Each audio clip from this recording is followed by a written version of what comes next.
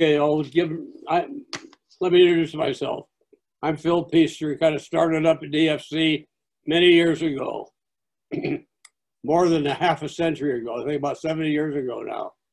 But so what I'll do, I'll go through and bring you up to where we are now. So I'll start reading. For many years, since 1953, I was a fish biologist with the California Department of Fish and Game, which has now been changed to Department of Fish and Wildlife.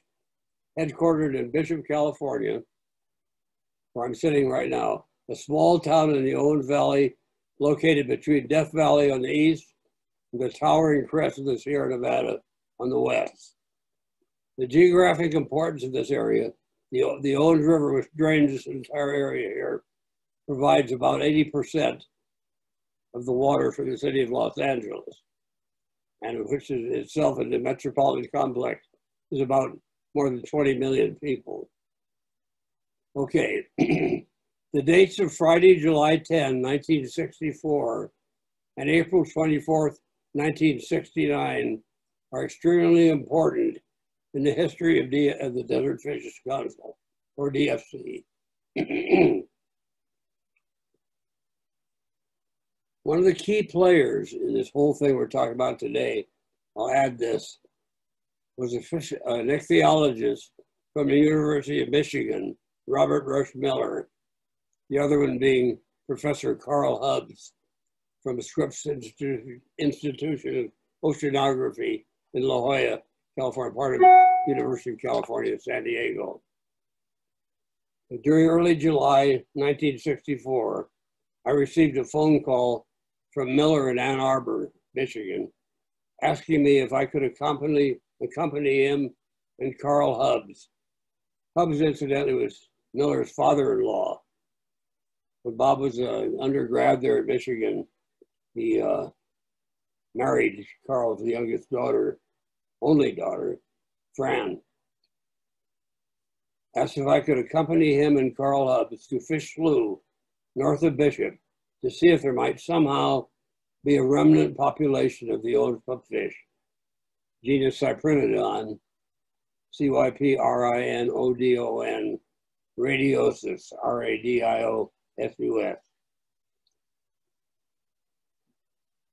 The Northwest Spring in Fish Slough is a type locality of radiosus, and when Miller described it in his dissertation in 1948, he did his PhD at Michigan under Carl Hubbs. He suspected that it might be extinct. This is all described in a paper he wrote, published, Miller, 1948. This is the most interesting thing here. The type locality is the area where if an unknown fish is collected from, that becomes the type locality. So that's what this is about here. Fish Slough, about 10 miles north of where I'm sitting right now, is the type of locality of radiosus.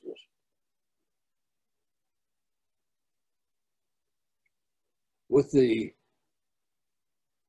rarity of this fish, Bob made the species description of radiosus in his dissertation in 1948. He suspected it might be extinct at that time.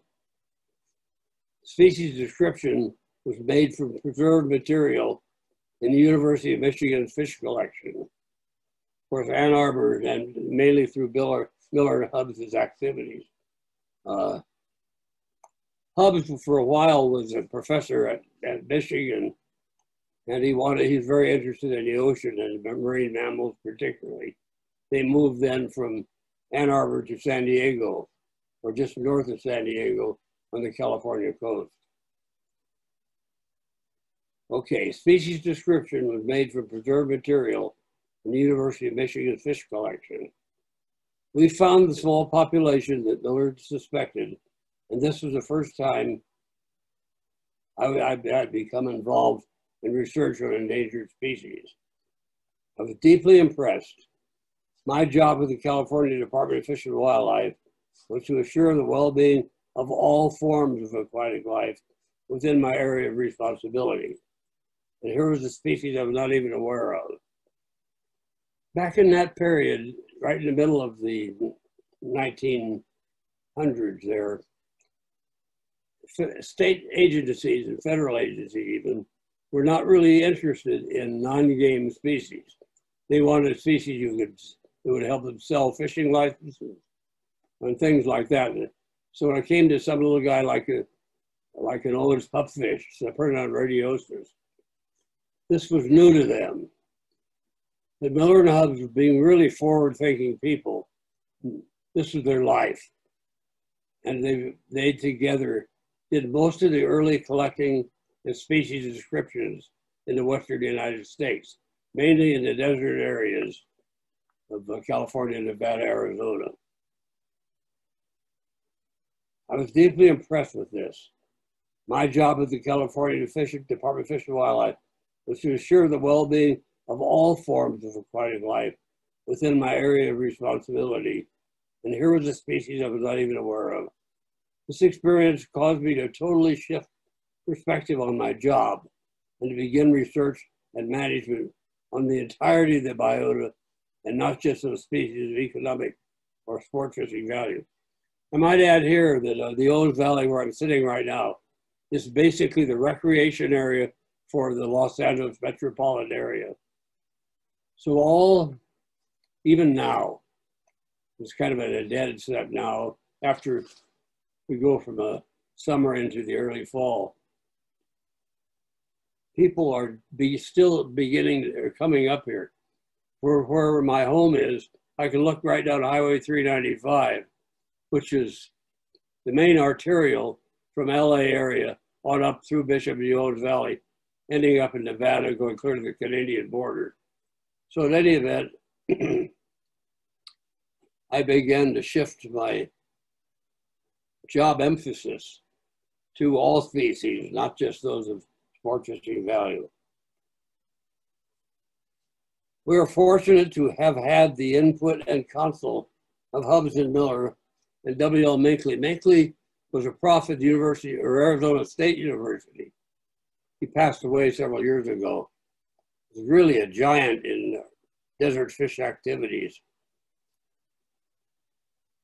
And along with him was Dr. Salvador Contreras Balderas from the University of Nuevo León in Monterrey, Mexico. Salvador provided counsel and guidance from south of the border. One of his students right now has just prepared as his dissertation, I serve on his committee, a species of, long ago, it was named,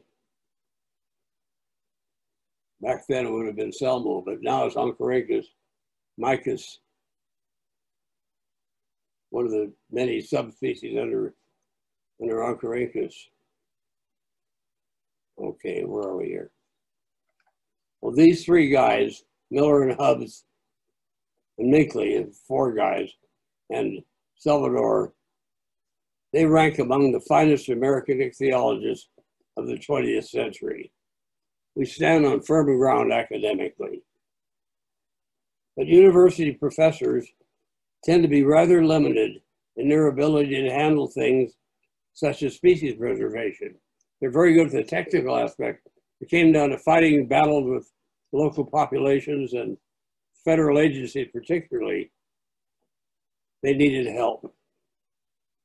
This is better handled by, quote, in the trenches state and federal agency biologists. But together, them from the academic standpoint, and me particularly, from representing the agency of the state agency of California, together we made a great team.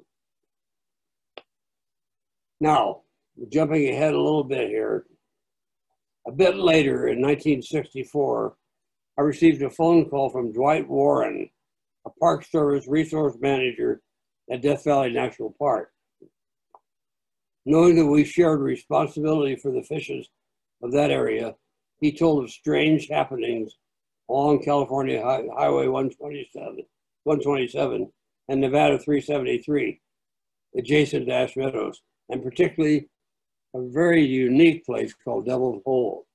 Devil's Hole is essentially a window into the underground aquifers of that area.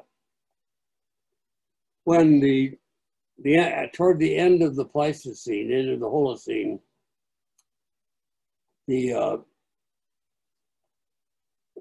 how do I want to say this?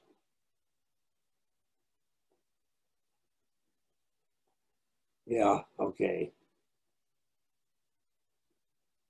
Happenings along Highway California 127, Nevada 373. 127 goes into 373 and then back into 127 again, and particularly Devil's Hole. Devil's Hole is the most amazing place, showing the complexity of underground water sources and their aquifers. In about 1976, I believe, there's a tremendous earthquake in Alaska, off of Fairbanks. When that happened, the water in Devil's Hole literally came shooting out of the ground that far away, a couple of thousand miles. And so that shows these underground connections. Every time there's an earthquake around here, you know Devil's Hole is going to be raising heck.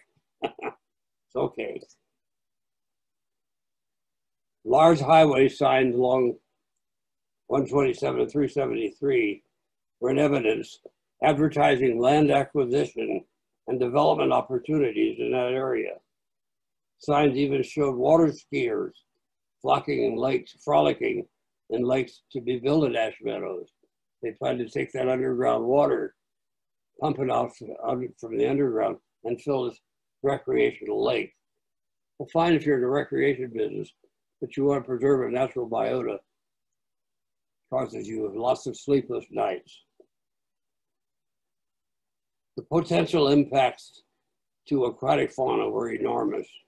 Major agricultural pumping programs were inexorably or certainly draining the aquifers, supporting Devil's Hole and other springs throughout Ash Meadows.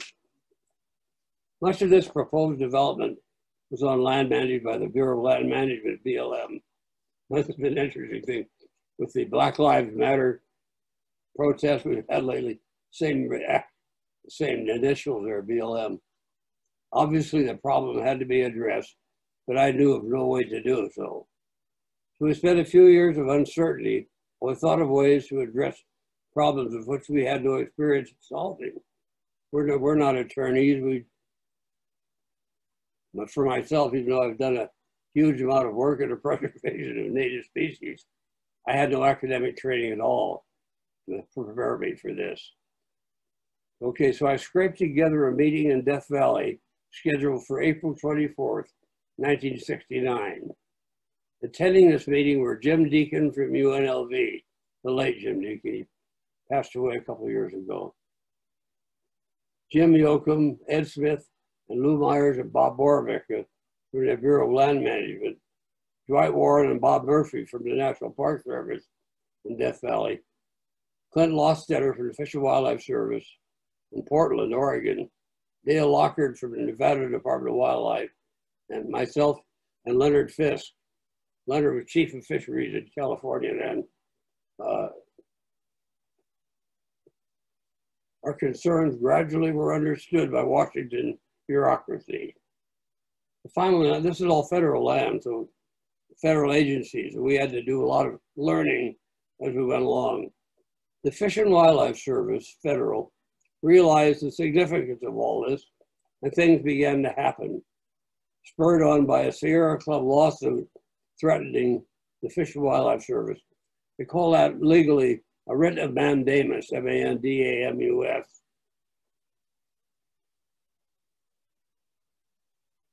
To the fish, they would have racked this in the courts to the Fish and Wildlife Service for failure to fulfill our obligations under the law protecting these fishes.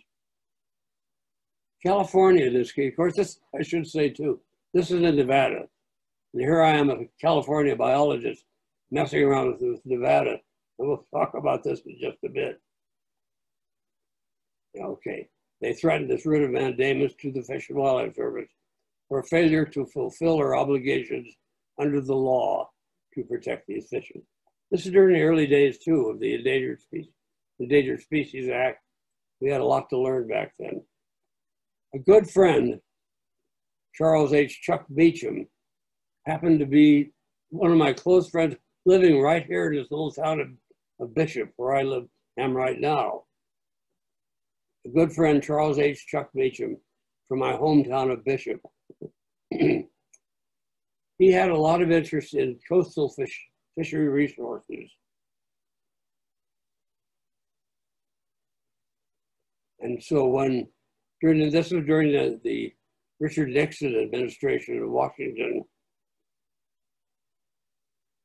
Chuck followed Interior Secretary Walter Hickel from Alaska to Washington during the Nixon administration to serve as Commissioner of the Fish and Wildlife Service and Deputy Assistant Secretary for Fish, Wildlife, and Parks. They're all headquartered in that big interior building in DC. I made Chuck aware of our problem out here at Fish Slough, and he created a pupfish task force and assigned the Fish and Wildlife Service representative, Jim McBroom, to head up recovery efforts.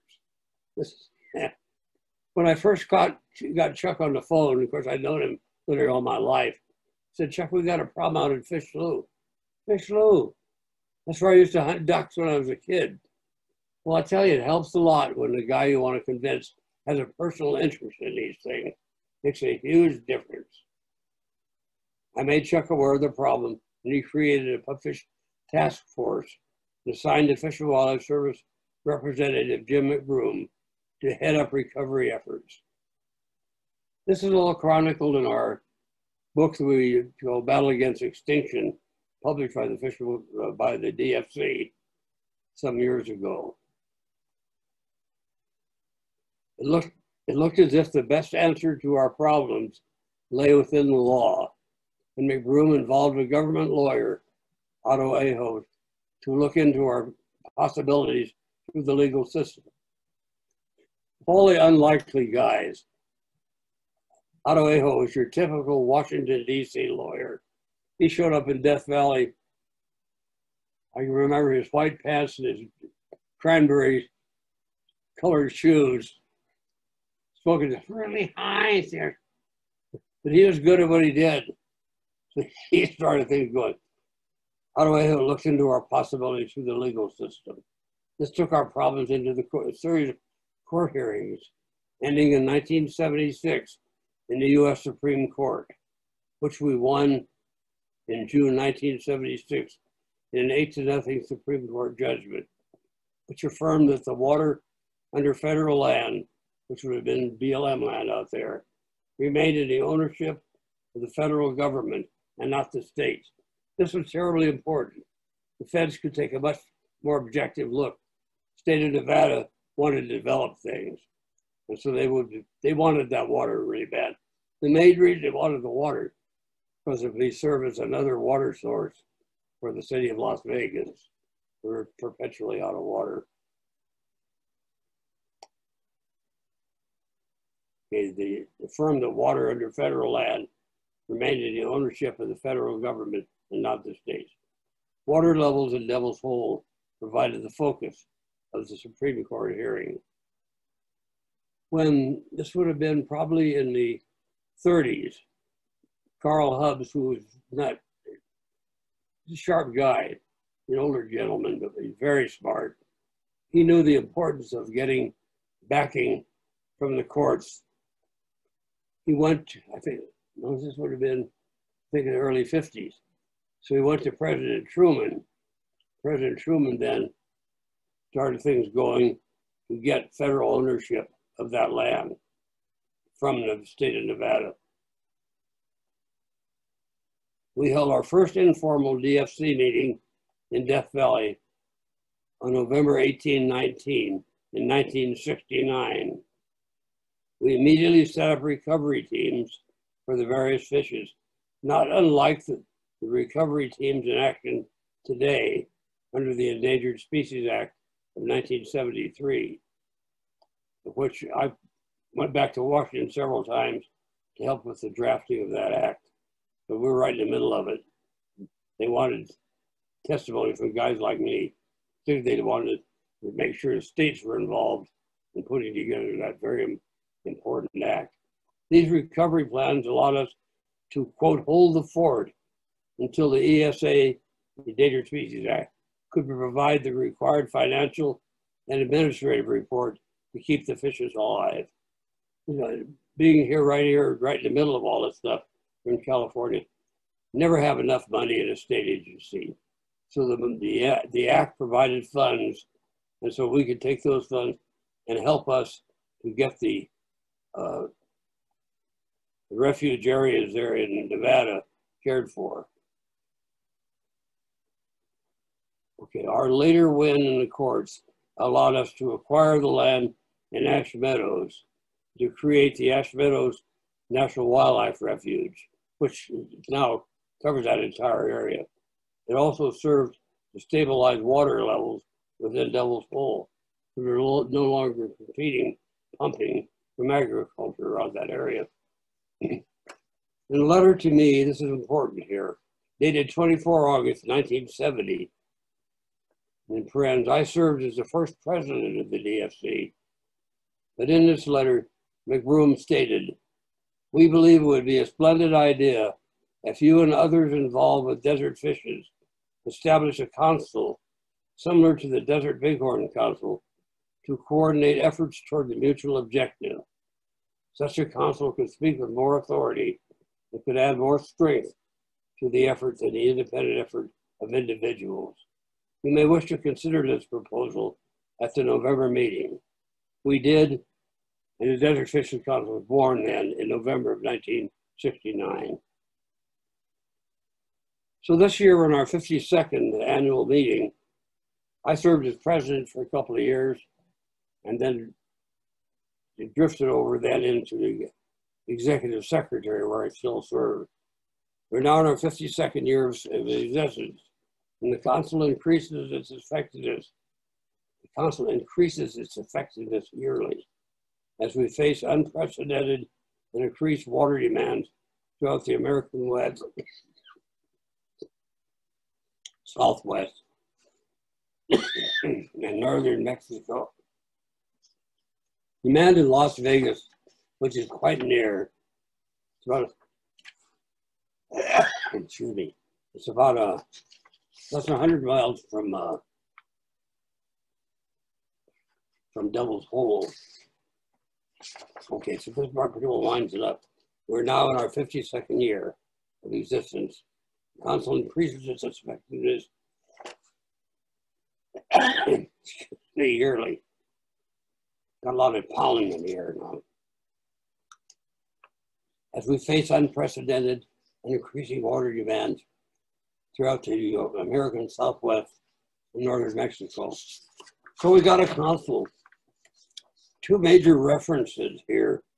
One, Miller's dissertation at Ann Arbor, which is titled, "The Cyprinodont Fishes of the Death Valley System of Eastern California and Southwestern Nevada."